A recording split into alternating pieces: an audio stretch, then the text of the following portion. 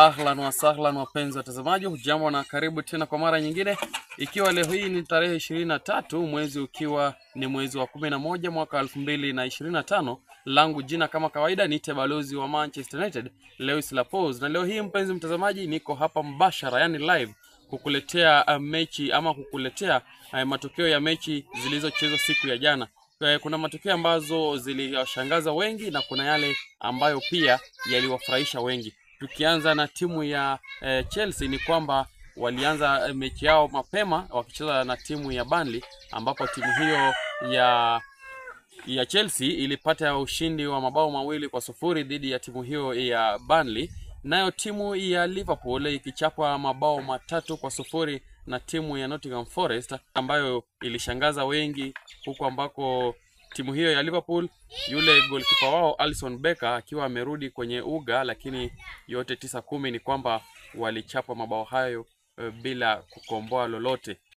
Kwingineko ni kwamba pia timu ya Manchester City yake ya Pep Guardiola ni kwamba pia walipata kichapo cha mabao 2-1 dhidi ya timu ya Newcastle United.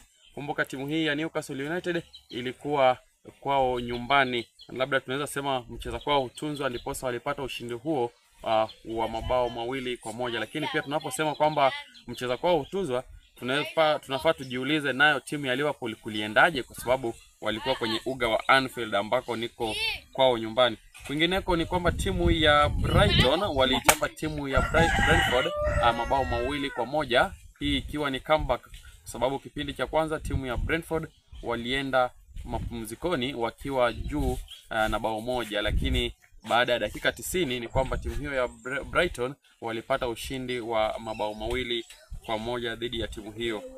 Kwingineko mpenzi mtazamaji ni kwamba timu ya Wolves ilichapwa na timu ya Crystal Palace mabao 2-0 hiyo jana pia.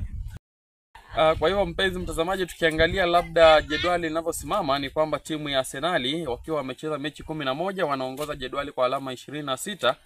Timu ya Chelsea ikiwa imecheza mechi 12 wakiwa nambari ya pili kwa alama 23, wakifuatiwa na timu ya Manchester City wakiwa na alama 22 wakiwa wamecheza. Kwa mpenzi mtazamaji ni kwamba timu ya Manchester United ikiwa imecheza mechi 11 wako kwenye nambari ya 10 na alama 18. Inamaanisha leo hii watakaposhinda, hawachezi leo, wanacheza siku ya Jumatatu kesho, na iwapo watashinda basi watakuwa na alama 21 ikiwapeleka hadi nambari ya 4.